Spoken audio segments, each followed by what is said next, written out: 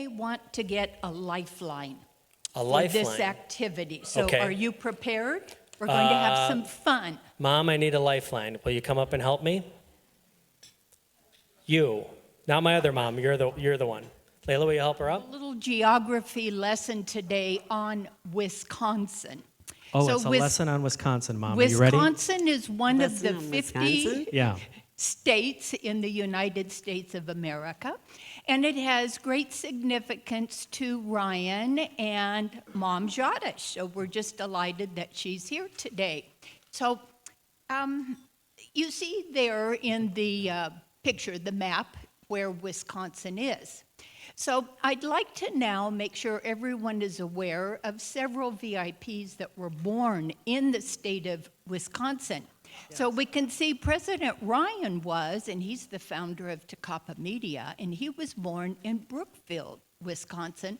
And you know what? Paul Harris is someone who's very near and dear to all of our hearts. Not only, he is the founder of Rotary International, and he was born in Racine. But in chatting just a bit with Ryan about this, he says, you know, I was born in Brookfield, but I really grew up in Ryan. I'll ask you to say that name. Right. So that's Oconomowoc. Well, we lost it on the screen. Can we get that back? Okay. There we go. Say it again. Oconomowoc. Okay, and my mama didn't raise no dummy. I'm not even going to try to say it because we have an expert up here to do that. Right. And you know what? They have a logo, Life Comes Naturally Here. And I looked on Wikipedia and whatever, and it looks like really a delightful community. And if anyone's curious, the census of 2018 population was just over 16,000. So now we're going to move ahead with some tricky trivia about Wisconsin, and maybe this is where your lifeline can be of some help. Ryan, I assume you have a screen in front of you, and you'll see two columns. The left column gives a state flower, state tree, state bird, and you'll see them listed there. Yes. The right column does the same. One of these columns reflects the information about Wisconsin, and the other reflects the information on Michigan. Ooh. And if you look at the state bird, I'm not really sure the difference between a robin and an American robin, and I didn't spend extra time. We can do that later. And your answer might be in conferring left column. Okay, so one of them is Michigan, one of them is Wisconsin. So which one is our state flower? Do you remember? I think it's a wood violet. A wood violet. And you know what? They are in a column. So everything under wood violet is for Wisconsin. Oh, Pat, you got it right. Well done. Well done. Now, if I were Regis... She just said, well, why are you so shocked? Good point. If I were Regis Philbin, we'd be able to say you just won $25,000 that we know you would donate to the Rotary Foundation. Right back to it. Okay, moving on. Moving on. So we know this term cheesehead in affiliation and connection with Wisconsin, and I hope people don't mind me putting this historical bit up there, that it's a term that was first used by the German soldiers to insult the Dutch during World War II. We know that Holland is very, very famous for cheese.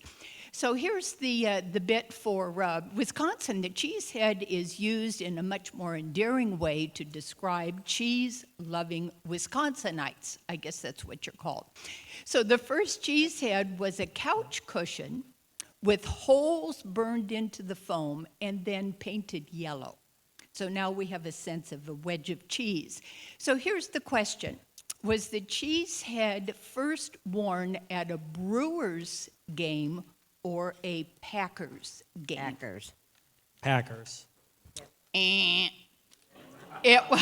We're wrong. How's that for a baby? It is Brewers, but may I show some real ignorance? I have no idea what sport the Brewers are. They're a baseball team. Say again? They're a baseball team. They're baseball, thank you. When the Atlanta Braves moved out of town. So I know, that's everyone's best laugh of the moment. Yeah, okay. but they're really famous more at a Packers game, but There you go. Well, okay. Nobody wears them at a this is baseball what game. the internet says, and Okay, heaven knows well, we believe. the internet's never wrong. One more bit of trivia, and I found this very Sheboygan. interesting. Sheboygan is known as the Malibu of the Midwest. Can any of us imagine surfing in Michigan? Well, it would be Sheboygan, Wisconsin. Yeah. Wrong, my Okay, part. so Yep. have you been to Sheboygan? Oh, yeah. Don't mention my name there.